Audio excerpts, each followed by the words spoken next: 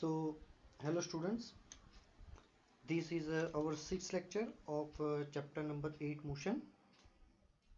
So, in the previous lecture, we had seen about the distance versus time graph, and in this case, I told you if you want to find a velocity, if you have given a graph of distance versus time, अगर आपको exam में distance versus time का graph दिया है और question में ऐसा बोला है कि इसकी वेलोसिटी फाइंड करो, तो हमने क्या बोला था, you have to find this slope, है ना. So always remember, very important, if the graph is distance versus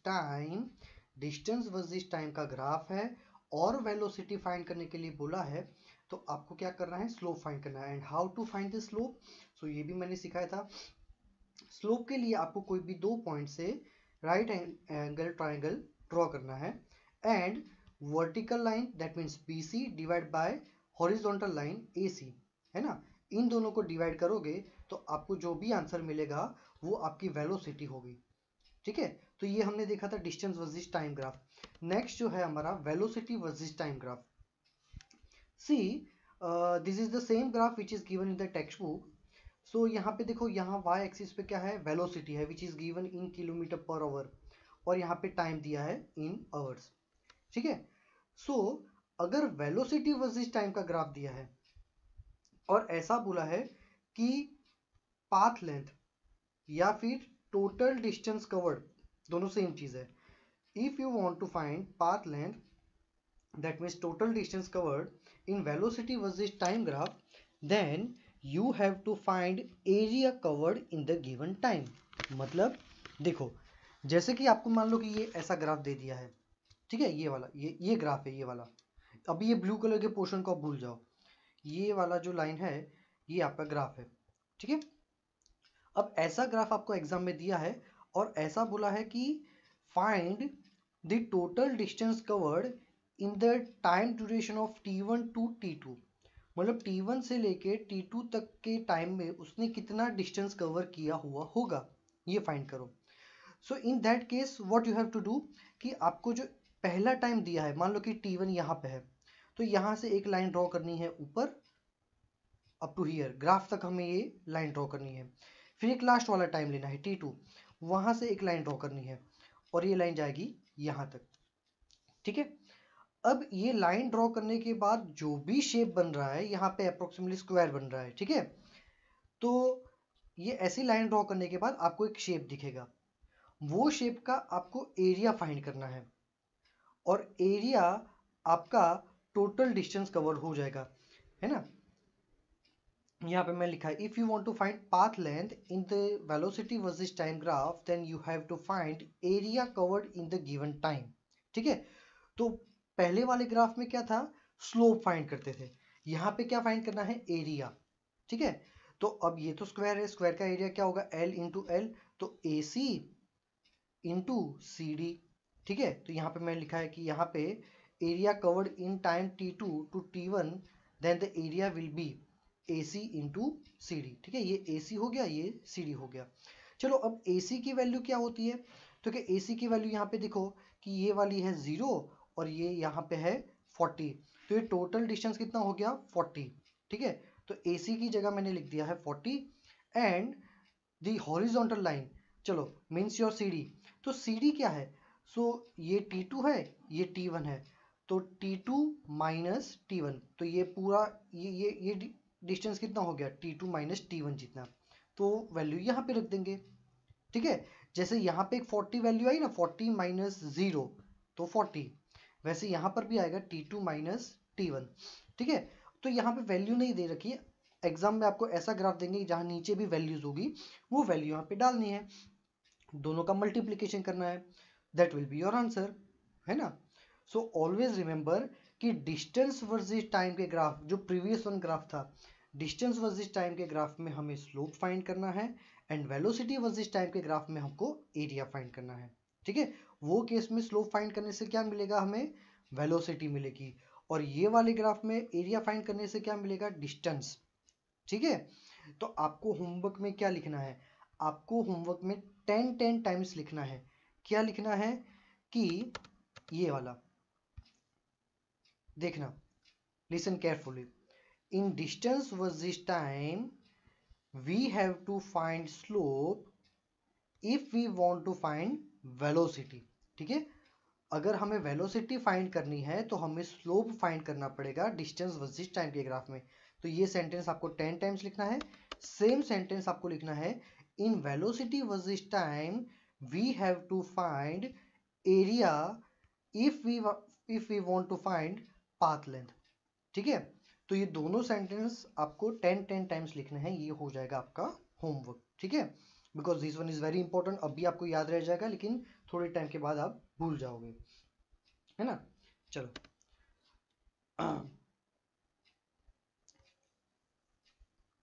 graph of uniformly accelerated motion, it will give you a straight line. Let's have an example of यहाँ पे non uniform आएगा. Non uniform accelerated motion graph, मतलब ये क्या है कि uniform accelerated motion था.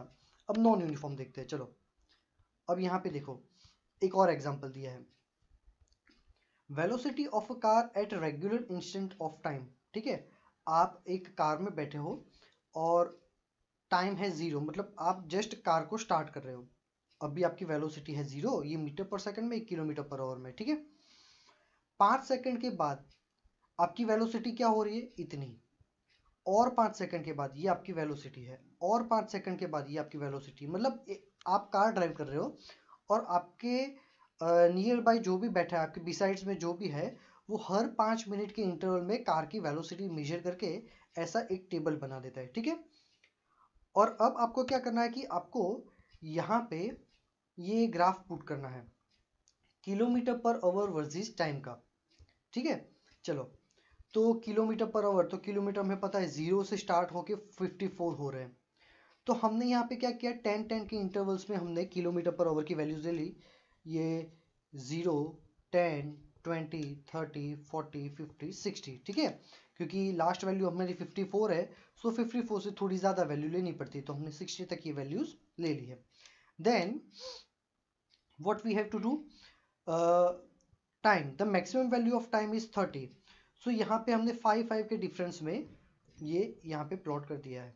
ठीक है, आप कोई भी डिफरेंस ले सकते हो. आप यहाँ पर भी 5 ले सकते हो, यहाँ पर भी 5 ले सकते हो, यहाँ पे 5, यहाँ पे 10, आप कोई भी डिफरेंस ले सकते हो. It doesn't have matter. ठीक है, फिर क्या करना है, 0 पे स्पीड थी 0, तो ये दोनों टाइम और स्पीड 0, तो ये पॉइंट यहाँ पे बन गया. फिर 5 सेकंड पे स्पीड थी 9, तो 5 सेकंड पे स्पीड थी 9, तो यहाँ पे 10 सेकंड्स पे the speed is 18, so the point will be here 18, है ना, बिलो 20, ये 80. सो ऐसे आप you have to connect each and every point after drawing the points, all the points. हमारे कितने केस है, 1 2 3 4 5 6 7, so 7 points are there. Then you have to connect this 7 points. ये सारे पॉइंट्स को कनेक्ट करो. If you are getting this kind of straight line, that means it is a uniformly accelerated motion, है ना. ये देखो, आप देखो स्पीड कंटिन्यूसली इंक्रीज हो रही है बाय द डिफरेंस ऑफ 9. ठीक है, पहले स्पीड थी 0, फिर 9, फिर उसमें 9 और इंक्रीज हो गई तो 18, उसमें 9 और इंक्रीज हो गया तो 27, 9 और इंक्रीज हो गया 36. So in each 5 second the speed is increasing by the value of 9. This is called the uniformly accelerated motion. अगर आपकी स्पीड एक जितनी हर सेकंड में बढ़ रही है, यहाँ पे हर 5 सेकंड में स्पीड 9 किलोमीटर पर आवर्स की रेट से बढ़ रही है. देखो यहाँ पे दिख रहा है, टाइम 5 के डिफरेंस से बढ़ रहा है और स्पीड 9 के डिफरेंस से इंक्रीज हो रही है ना. So this is called uniformly accelerated motion. जो यहाँ पे लिखा था, graph of uniformly accelerated motion, it will give you a straight line, है ना. तो ये है उसका एग्जांपल. अब मान लो कि आपको ऐसा बोला है कि you have to find the total distance covered between the seconds 10 and 20. ठीक है, आपको ऐसा बोला है कि 10 सेकंड से लेके 20 सेकंड के बीच में इतने टाइम इंटरवल में आपने कितना डिस्टेंस कवर किया है. Now see the graph is velocity versus time. ठीक है। और अभी हमने बताया था कि वेलोसिटी वर्सेस टाइम के ग्राफ में अगर आपको डिस्टेंस फाइंड करना है so you have to find the area. ठीक है। अब एरिया कैसे फाइंड करना है, तो हमें कौन सी सेकंड्स के लिए फाइंड करना है, 10 और 20 सेकंड्स के लिए, 10 to 20, 10 से लेके 20 सेकंड तक के लिए फाइंड करना है। सो 10 सेकंड से यहाँ पे एक लाइन ड्रॉ करो ऊपर, 20 सेकंड से ये लाइन ड्रॉ करो ऊपर। ठीक है। तो यहाँ पे जो आपका एरिया है covered which is in a blue shaded portion, ये एरिया जो है this is the unknown shape. तो मैक्सिमम ट्राई करो कि इसे नोन शेप में कन्वर्ट करें।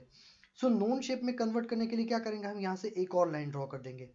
सो this shape have two parts, one is right angle triangle and another is a square. अब इन दोनों शेप के एरिया हमें पता है, so what will we do, हम दोनों के एरिया को फाइंड करके दोनों का एडिशन कर देंगे। इवेंचुअली हमें एरिया ही फाइंड करना था, सो ये हमारे दोनों एरिया हो जाएंगे। ओके।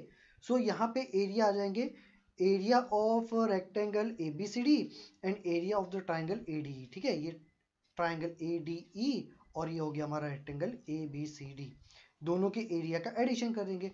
अब ये ट्राइंगल का एरिया हमें पता है 1/2 into base into altitude, so ये हो गया हमारा 1/2 और बेस इंटू एल्टीट्यूड मतलब AD इंटू DE, तो ये हो गया हमारा ट्राइंगल का area. And then the area of the square AB cross BC, ये AB क्रॉस BC। ठीक है, क्लियर है ना। सो कभी कभी क्या है कि डायरेक्ट शेप बन जाएगा, जैसे कि इसमें डायरेक्ट स्क्वायर बन जाता था, लेकिन समटाइम्स इट हैपन्स कि आपको कोई पर्टिकुलर शेप नहीं दिखेगा। So in that case you have to make the shapes of known diagrams, known shapes, है ना। अननोन शेप का जब एरिया बनता है तो उसे आपको नोन में कन्वर्ट करना पड़ेगा bye drawing this kind of line. ठीक है, ऐसा जरूरी नहीं सिर्फ दो ही बनेंगे, 3 4 5 6 बहुत सारे बन सकते हैं, है ना। तो इन दैट केस आपको सभी के एरिया का एडिशन करना है if you want to find the total distance covered. ठीक है। Now let's see the case of graph of non uniform accelerated motion.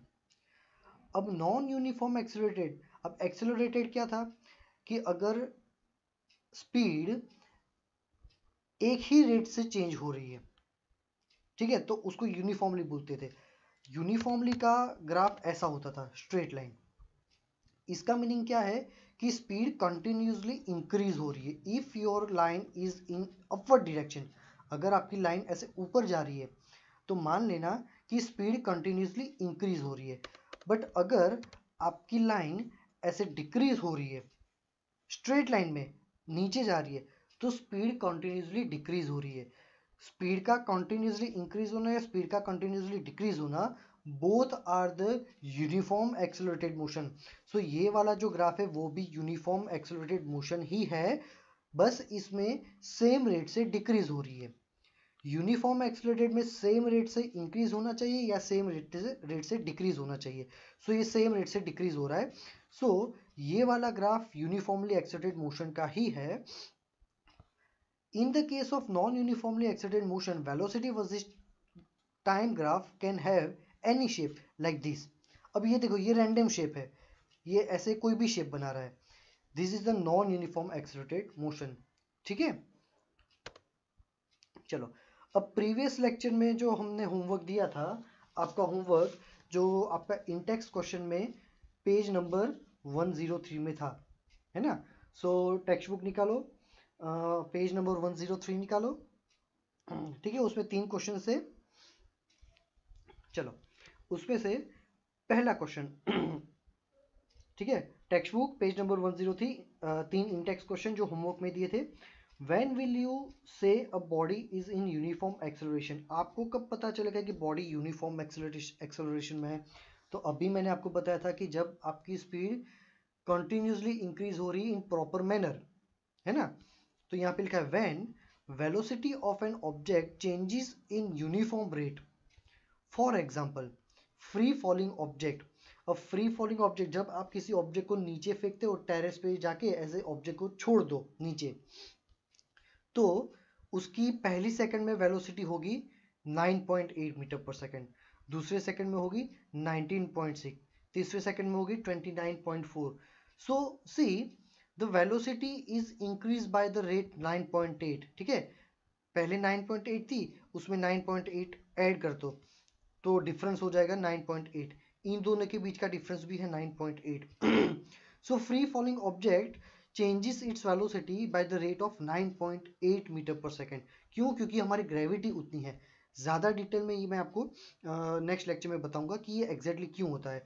और यूनिफॉर्म एक्सेलरेटेड मोशन का एक सिंपल एग्जांपल दिया है ये, है ना, गिवन टाइम में देखो एक प्रॉपर मैनर में वेलोसिटी इंक्रीज हो रही, velocity is increasing proper manner in each 5 seconds the velocity is increase bye 9 kilometre per our. ये हर दो के बीच का डिफरेंस देखोगे तो आपको 9 ही मिलेगा। This is the case of uniform accelerated motion. Non uniform acceleration, when velocity of an object changes in non uniformly rate, कभी कभी स्पीड एकदम इंक्रीज हो रही है, कभी कभी एकदम डिक्रीज हो रही है। So this is the non uniform. Question number 2, a bus decreases its speed from 80 km per hour to 60 km per hour. That means initial velocity is 80 km per hour. We have to convert this kilometer per hour into meter per second, and to convert it we have to multiply it by 1000 by 3600. Kilometre को metre में convert करेंगे तो 1000 आएगा और hours को second में convert करेंगे तो 3600 आएगा। So always remember when you have to convert kilometre per hours into metre per second you have to multiply by 1000 and divide by 3600, है ना। अब ये 0 कट कर रहे हैं तो आया 800 by 36। This is the initial velocity, ठीक है, ये हमने मीटर पर सेकंड में कन्वर्ट की। एंड फाइनल वेलोसिटी क्या है देखो क्वेश्चन में, 80 kilometre per hour to 60 kilometre per hour. So finally 60 and ये 60 को भी हम कन्वर्ट करें into 1000 by 3600, so it is 600 by 36। This is our final velocity in 5 second. Question में टाइम दिया है 5 second and we have to find the acceleration. So formula हमें पता है, acceleration is equal to final velocity minus initial velocity by time, ठीक है। ये formula हमने प्रीवियस लेक्चर में दिया था, है ना। Acceleration is equal to final velocity minus initial velocity by time T. Put the values, ये फाइनल वेलोसिटी है 600 बाय 36, इनिशियल वैल्यू है 800 बाय 36 डिवाइड बाय 5, ठीक है। ये 600 माइनस 800 तो माइनस 200 बाय 36 इंटू 5, तो इसको सॉल्व करोगे तो आंसर आएगा minus 10 bye 9 metre per second square, है ना। Here the acceleration is negative. मैंने प्रीवियस लेक्चर में बताया कि negative acceleration means speed is decreasing. Always remember, if speed is increasing your acceleration will be positive, and if speed is decreasing your acceleration will be negative, and it is known as a retardation or deceleration. Here we can clearly see that the velocity is decreasing. Ready? So this will be your answer. अगर आप ये answer point में भी find करते हैं तो it doesn't matter, both the answers are same. Third, a train starting from a railway station.